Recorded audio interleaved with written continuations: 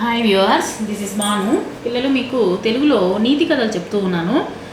అందులో నీతిని తెలుసుకొని మీ జీవితంలో ఉపయోగించుకుంటారని ఆశిస్తూ మనము ఒక చిన్న కథలోనికి వెళ్దాము. మధురాపురి రాజ్యాన్ని భీమసేనుడు అనేటువంటి ఒక రాజు పరిపాలన చేసేటువంటి వాడు అనమాట. అతడు మితిమీరినటువంటి భోజన ప్రియుడు అనమాట. చాలా పెద్ద భోజనశాలను నిర్మించి అనేక దేశాల నుంచి ప్రసిద్ధి చెందినటువంటి వంటవారిని నియమించి 4 పూటల 4 రకరకాల వంటలను తిని ఆనందించేటువంటి వాడు అనమాట. అయితే రోజుకో కొత్త రకం వంటకు రుచికమైన భోజనానికి అలవాటు పడి ఆకలి అనే పదానికి అర్థం తెలియని రాజుకు రాను రాను ఏ వంటకం వచ్చేసి రుచించకుండానే పోయిందనమాట. ఏదైనా అతిగా చేస్తే దాని మీద విరక్తే కలుగుతుందన్నమాట. కాబట్టి ఎంత రుచిగా వండినా వంకలు పెట్టడం మొదలుపెట్టాడు ఈ యొక్క రాజు. ప్రసిద్ధి చెందినటువంటి వంటవారు వండినప్పటికీ రుచిగా లేదని వాళ్ళని శిక్షించేటువంటి వాడు అనమాట.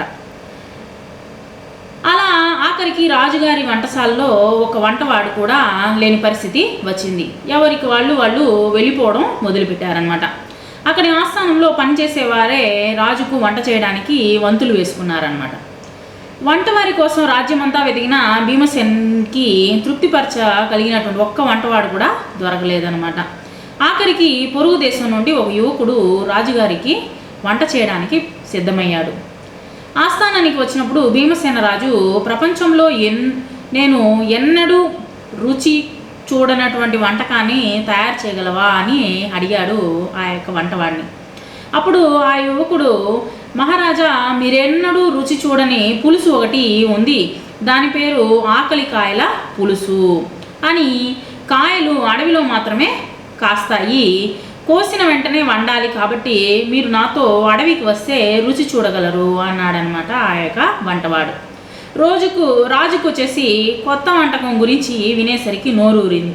ఆ యువకుడితో అడవికి బయలుదేరాడు ఈ యొక్క భీమసేన రాజు. అలా పొద్దున్నే బయలుదేరిన తర్వాత వాళ్ళు సాయంత్రం అయినా అడవిలో నడుస్తూనే ఉన్నారనమాట. రాజుకు చాలా ఆకలి వేయసాగింది. ఎందుకంటే ఈయన వచ్చేసి 4 పూట్ల తినేటువంటి వాడు ఇప్పుడు వచ్చేసి ఉదయం నుంచి నడుస్తూనే ఉన్నాడు. బాగా ఆకలి వేయడం మొదలుపెట్టింది. ఇంకా ఎంత దూరము అని అడగడం మొదలుపెట్టాడు ఈ యొక్క రాజు. ఆఖరికి యువకుడు రాజుకు తెలియకుండా తనతో తెచ్చినటువంటి ఉల్లిపాయలతో పులుసు చేసి రాజుకి ఇచ్చాడనమాట. ఇచ్చేసరికి, మహారాజా, ఇదే ఆకలి కాయల పులుసు అన్నాడు. భీమసేనుడు ఆకలితో ఉండడం వల్ల ఆ పులుసు చాలా రుచించింది, అలాంటి పులుసు తను ఎన్నడూ తినలేదని అన్నాడు. అప్పుడు వెంటనే యువకుడు, మహారాజా, ఇది మామూలు ఉల్లిపాయల పులుసు, మీరు ఆకలితో ఉండడం వల్ల అది మీకు రుచించింది. ఆకలి లేని వారికి పంచభక్ష పరమాన్నమైనా రుచించదు, కాబట్టి అదే ఆకలితో ఉన్నవారికి ఎలాంటి భోజనమైనా రుచిస్తుంది అని చెప్పాడనమాట. రాజుకు తన పొరపాటు తెలిసి వచ్చింది. ఆకలి విలువ తెలిసి తన అలవాట్లను కొద్దిగా మార్చుకున్నాడు ఈ యొక్క రాజు. Thank you very much.